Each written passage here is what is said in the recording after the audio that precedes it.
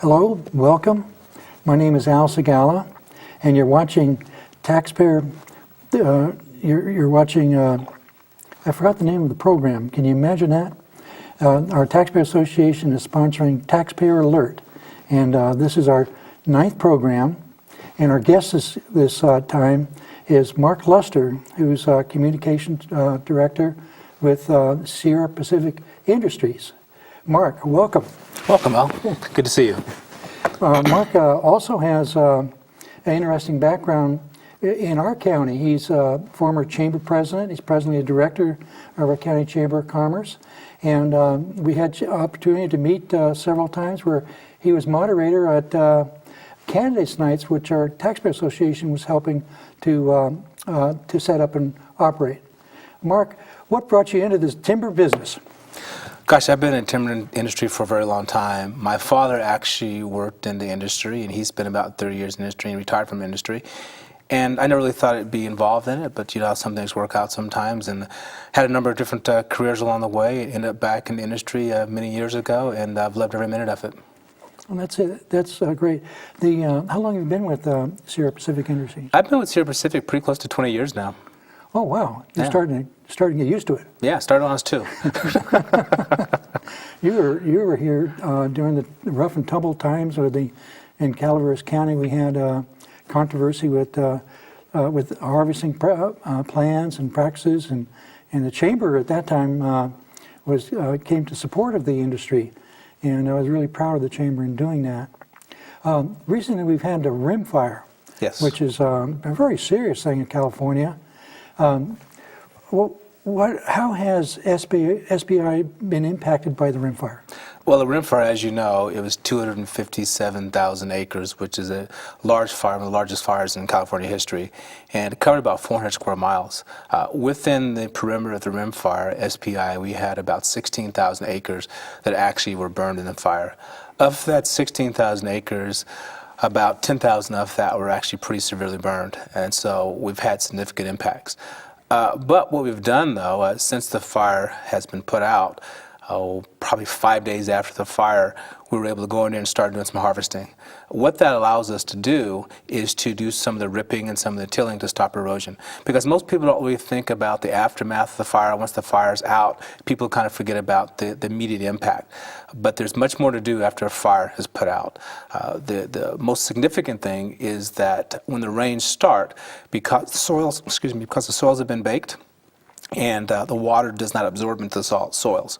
So you'll have severe runoff potential. So we're able to go in and rip and till the soils, get soil disturbance so the water can actually absorb into the soil. We're also going and harvesting some of the trees that still have some sort of emergenable value. By doing so, we've had about 40% out now of what we're going to harvest off Sierra Pacific land. And we'll have it done probably about sometime next spring, early next summer, we'll have our portion of it completed. So within about 18 months after the fire's been put out, we'll have trees planted again and healthy forests growing again. Will you have sufficient capability to also be able to harvest the trees in the public sector? Yeah, there's a couple things happening in the public sector. There is Sierra Pacific private land, and as you know, there's a number of other private landowners within the perimeter of the rim fire. We're already started bidding on some of those folks' timber, so we'll help some of those other private landowners out because the cost for them to do it without some help would be very difficult to do. Now, the public sector, much of that was Forest Service land, which is public land. That's our public land. We're looking at probably about a year before, 12 months, 14 months or so before they actually start harvesting. So once they're able to do that, we'll start bidding on some of that timber for our sawmills as well. But what you really don't want to see in this case from timber supplies, you want a steady supply of timber. When you have these big catastrophic wildfires, you burn 250,000 acres, that's a lot of resource all at one time. You're better off having a consistent supply of timber than have these big catastrophic type events. Okay, let's suppose that you were successful in harvesting the burned trees before the bugs got them. Yes. You would probably store that on your property for quite a length of time before you got around to actually making lumber out of it. Is that correct? Yeah, that's a good question. In fact, you mentioned the bugs. We're already starting to see some bug infestation now. So much of that timber within the first 12 to 18 months, that's kind of the time period you really need to get out there and start doing your harvesting. After that time period, you're starting to see more damage to the timber and the value will decrease. You'll start to see bug infestation, they bore holes in the timber, you'll start to see different types of stain, which lowers the value of the timber, which makes it more costly to take out. But when it comes to the timber and what you do with it, we'll typically use the same practice whether it's burn logs or unburned logs. The logs will log between the logging seasons between, say, May or June. Once it gets dry enough up in the high country to start logging again, and it will log up till November, December, till the rains come, until it starts to snow again. And once that happens, we stop going out in the woods. Because once it starts raining and the snow falls, you can't get out there because of soil erosion and other impacts. So in order to protect the environment, we only log during that 7, 8 month, 9 month period of time. I see. Does the having a large quantity of timber product or logs does that affect the overall price of timber because of supply and demand? You know, that really doesn't change the price. Our prices in this country, and specifically in California, are really kind of based on a global market today. If you look at where wood products come from in this country, 80% of wood products that consumers use, that you and I and consumers who are going to the Ace Hardware, to the store and buying a 2x4 or 2x6, much of that timber is coming from outside the country today. We get about 80% from other states and other countries. We get about 35% to 37% actually comes from Canada. So that market, because it is kind of a global market, we don't really have a control here in California when you have a fire, how that's really going to affect the timber prices. In fact, into California, we get the consumers buy lumber from every place from South America, Germany, New Zealand, Chile. So it really comes from around the world. So in a competitive market, we compete against pretty much the globe. Well, I understand that the amount of logging has dramatically decreased in California due to government regulations. And is that the reason why we have to import timber? Yeah, I think when you look at logging and you look at consumption and consumers and wood products we use on a daily basis, the average consumer on an annual basis during the course of a year uses about a 100-foot tall tree, 16 inches in diameter. There's many products such as plastics, use cellulose, even foods, makeup, aspirin, things that have different wood products in those. And so consumers use those on a daily basis, don't really connect that to wood. You go to a store and you look at a 2x4, yes, you know, you can see that comes from a wood product. But certainly when it comes to consumption and where it comes from, I think that's really important for consumers to kind of recognize that where the wood products actually come from. I see. What are your restoration efforts and the next steps for the forest to recover? Okay, so what we do, the first step in the process, as we were kind of discussing a little bit, is to go back out and evaluate what's the right prescription for the forest. We have registered professional foresters, and these guys are the experts. These guys will go out and they'll take a look at the landscape and they'll determine how to manage that landscape. You use a different prescription on a hillside than you would on flat land. And so what will happen is you will till across the hill so that water does not wash soils down into waterways. Then once you're able to do that, you'll create soil disturbance. You'll break up the soil in different places. You'll start getting the trees off of those landscapes. And another thing is you got to fix the culverts. You know, those culverts are going to get plugged with soot and from the fire, from the runoff, etc. So by making sure those don't get plugged up, you can control the amount of water that's actually running down the hillsides and the potential water going into different areas of the watershed. Water needs a couple things. It needs volume and speed, and if you dig these big trenches because the rain's coming down, certainly you can get speed and volume, and that causes the major erosion. So we're looking at those sort of mitigations right now. And also we're doing quite a bit of research as well. This type of fire leaves us with the ability to take a look out and analyze the different forest practices to see how you go about managing that for the future and see how different landscapes respond to the different types of prescriptions. I understand that on your own property, on SPI property, you when you harvest, you plant new trees for a future forest. Yes. Now, on the plans for harvesting trees on the public property, will those be replanted as well? You know, the Forest Service, they certainly, in the public sector, when it comes to harvesting planting, they use a different prescription than what we use at SPI. We are certainly, our efforts are to manage and grow timber and harvest timber for consumers and manage our landscapes according to wildlife and habitat and the different attributes of the forest. So the Forest Service will use a completely different type of prescription than we will do, and their time frames will be somewhat different than what we do. Is that like no? No, that's not a no. It's just a different timetable in which we will be able to do it. We'll manage for example, our 16,000 acres in that fire. We're out there managing right now. We can go out right away 7 days after the fire was out, 5 days after the fire was out. We're already out there with activity, doing things to manage and already harvesting trees. And again, it's going to take quite a bit longer for the Forest Service to go through their process, and it'll take more time. Now, when the Forest Service, if they're successful in bypassing the red tape and are able to get trees cut and to go to market, will those contracts include the replanting, or will they put the replanting separately out to bid, or do you know?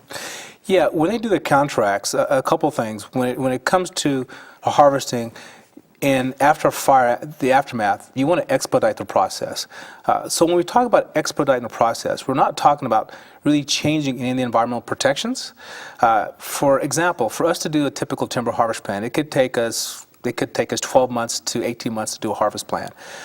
But when you do in a fire, you have somewhat of an emergency type situation. You need to get out there because that timber has a shelf life and has a value.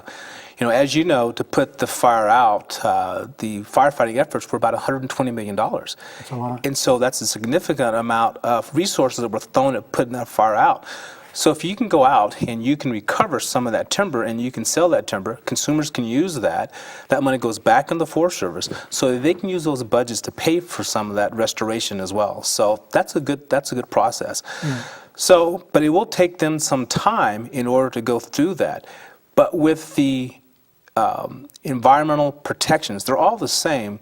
You just expedite the time process. Instead of taking a year and a half to do it, private sector, we can do it right away. Forest Service, hopefully they'll be able to expedite this process as well and not quite take that full 18 months, 24 months to make it happen.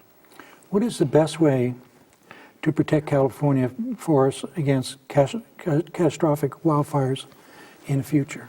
Well, there are a number of different things you can do to protect against catastrophic wildfires in the future, and I think professionals have to look at it on many different landscapes. And there are certainly a number of different ways and a number of different opinions on how to do that. A couple things we do know, though. One is that the amount of trees per acre and how much fuel is on the forest makes a big difference. At the turn of the century, 100 years ago, the average landscape had 150, 200 trees per acre in much of the Sierras. Today, some places we have 500 to 1,000 trees per acre. So with that many trees per acre, when you have a fire burn, it's like where you throw one log in your fireplace or throw a dozen logs in your fireplace. The more logs, the more fuel, it's going to burn hotter. So one of the things that you can do to protect against catastrophic wildfires is by thinning your forest. By going out and thinning your forest and kind of managing your forest as nature did historically, create openings in the forest. You can also do controlled burns. One thing that causes the catastrophic wildfires to burn so hot is the ladder fields. So you have the vegetation on the forest floor, you have vegetation that's 6-8 feet up, you have 12 foot up, 14 foot up. So you have a fire that can burn from the forest floor all the way to the crowns of the trees. You get the crown fires, they spread very fast, as what we saw that happened here with the rim fire and many other fires that we've experienced here in California. So by doing controlled burns on a periodic basis, you can burn some of that vegetation off the forest floor, which will also create a less reaction to fire when you have any type of fire in the forest. But you can't do a controlled burn if you have 1,000 trees per acre because, again, there's too much fuel. You can't control the controlled burn. Yeah. So that's a couple ways that you can do that. Thinning the forest is good. Controlled burns is good. And it's very expensive. You just try to go out and thin vegetation. But by harvesting some of the trees, again, especially on public land, by harvesting some of the trees, again, you have a merchantable product. You can sell that product, and you can put that money back into managing more forest land. Much of California's forests today are actually at risk for catastrophic wildfire. The thinning out the forest, I understand doesn't quite pay for itself. It needs subsidy from the taxpayers? Well, the amount of volume that on public land, that's land owned by the consumers here in California, the public, the amount of timber being harvested off public land since the 90s has been reduced by about 95%. So with a 95% reduction in the amount of timber being harvested, that timber that used to go into a product is not happening, and so that money from that product is no longer going back in the Forest Service. So because the Forest Service doesn't have the timber harvest they used to have historically, that money now to manage our forest on public land has to be subsidized by the taxpayer. Is there a way to approach this that would make more sense financially? In other words, where you get a better yield and get the trees replanted at less burden or no burden to the taxpayer? Yeah, I think a couple of ways you could potentially do that. One is taking a look at the landscapes. You have your professional foresters.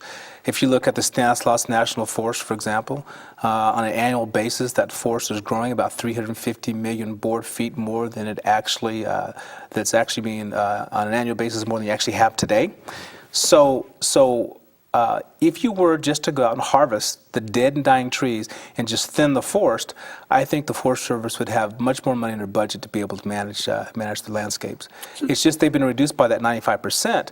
There's not really much going on. The Stanislaus, they used to harvest 180 million board feet. That got down as low as 12 million board feet. 12 million board feet is not much timber at all.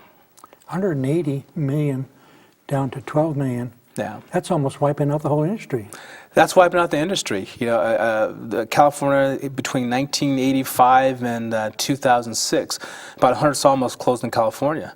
When people think about the timber industry in California, there's only about 32 sawmills left in the state of California.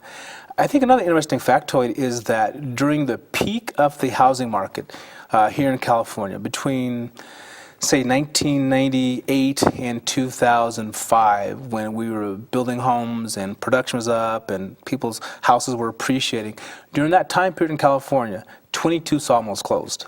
You would have thought that the industry would have been doing really well during that time period, but it didn't because, again, the cost of doing business in California, the regulatory environment. To do a timber harvest plan in California costs around $75,000.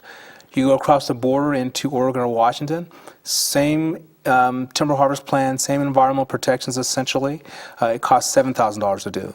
So the cost of doing business here in California is very significant, and so that's why we saw so many of those businesses during some of the best economic times actually close their doors. What efforts being made for the public and the taxpayer to become aware of this? I think if most people were aware of this, they would demand that the legislature become more realistic and more responsible. This doesn't sound to be a responsible approach to the industry. Well, I think more and more the public, I think, is getting the whole process, and they kind of understand and they see that these big fires are not necessarily good for California. Fire is good. Fire is a good part of the ecosystem, but the catastrophic right of fire for the ecosystem is not a good thing when you burn that many acres. There can be some good outcomes if it's managed properly, but certainly it can be problematic. So I think is continue to educate the public and educate legislatures as well. I think it's important as we develop public policy that we understand that this is a resource that really does need to be managed. The more people that we have living in and around the forest and the more communities affected by forests, such as we do have here locally, I think it's an important resource to manage it. It creates jobs, it creates economic prosperity, and so it does become an education piece. But it's very difficult to do, though, because there's very small budgets in order to educate with. Well, this may be somewhat controversial, but it seems like if the private industry is more responsible in managing the forest, or the forest that it owns, it seems to make sense to perhaps transfer ownership of this property from government to the private sector, put it out to bid, and maybe zone it for timber or something. But it seemed like that would be a better solution than to lock it into the political process. Sometimes the political process is not very responsible. I've actually heard that concept before, But again, I think that would really have to be the will of the public, Yeah. and the will of the public, and part of that is certainly the political process as well, to get through that. So the environment now is not really conducive toward privatization of government property. Probably not, but certainly though, the private sector can help the government measure or monitor and manage their property. Certainly, we can work from the private sector as partners with the government to help manage.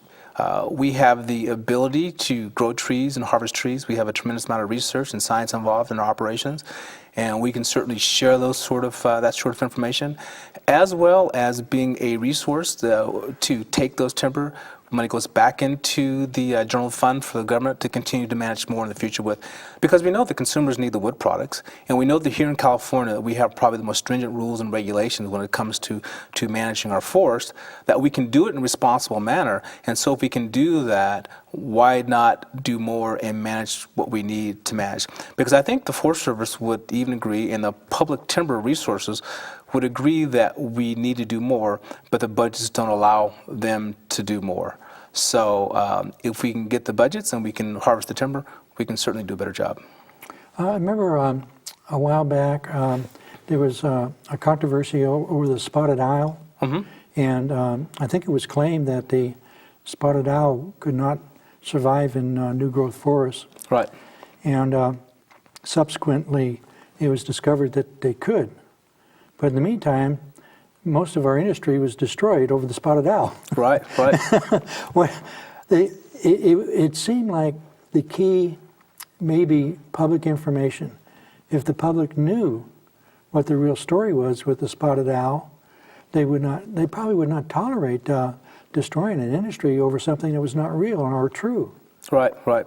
I think with the spotted owl back in the 80s, during that controversy, about 35,000 people lost their jobs virtually overnight because there's so many operations that actually closed. And even some of the scientists that did the initial research a few years later said that research was actually flawed, and they had underestimated the owl populations. And we're finding today that due to the measures that we have implemented, that the owl habitat has done much better, and there are more owls than we ever thought there were. One of the biggest threats to the owl today is not industry, but it is actually the barred owl, which is a East Coast version of the spotted owl, and they actually prey on the spotted owls. And the other big threat to spotted owls and to habitat and wildlife is actually catastrophic wildfires. If you look at the rim fire, the amount for protected areas that were burned, goshawk nest, spotted owl nest, red fox habitat, so there are a number of areas that were actually destroyed in those fires. If you look at the overlays on the map of what those areas contained, much of that's gone. And so some of the animals that actually survived, now they are trying to find places for food. So much of the food source they have is also gone now. So you got bobcats and you got mountain lions that are starting to affect some of the folks out who live in and about the forest because they're scavenging, looking for food. Yeah, that makes sense. Yeah. So it looks like there needs to be policy changes at the federal and the state level to allow our industry to prosper. And I think maybe there's an assumption that if private companies prosper, it must be at the expense of somebody, and or the expense of nature, or the harming the planet, or some kind of reason why they would want to suppress our industry. But if that's not the truth, then it seems like responsible media needs to wake up and just tell the truth about what's really going on, and then we can return to prosperity. Oh, sure. And it just seems to be a direction that we need to move toward. I think if you look at the private sector as well, we have to think about the amount of jobs that the private sector creates. Yeah. And again, you can do that in a responsible manner. And so that is that big piece of economic development. How do you create jobs? You can create more jobs by doing more in the forest products industry. During the economic downturn, we laid off a number of folks, but most of those folks have come back now. So we're starting to see the industry certainly come back. But jobs and economic development, you've got to have a flourishing private sector in order to make that happen, as you know. Well, it seems like the jobs are actually a byproduct of a service being provided, of goods or services.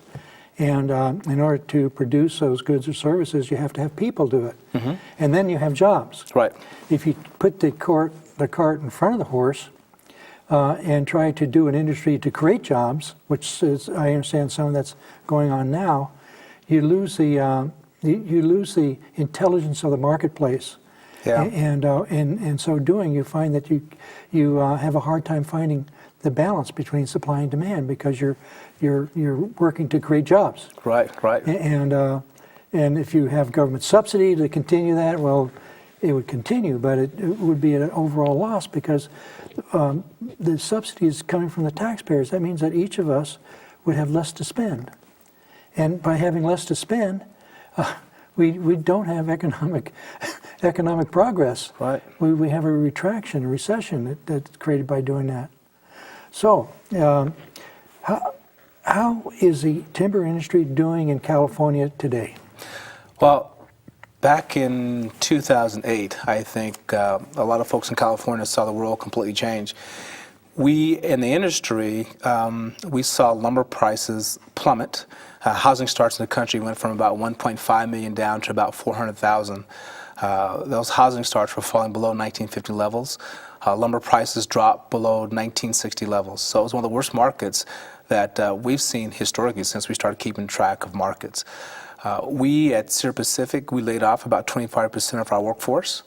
But during that time period, though, we pretty much continued to try to move forward. During the economic downturn, we actually built a new sawmill in Sonora. And so we looked at that time to try to invest into the company and continue to put money back into with the hopes that the market would turn around. Now, that's the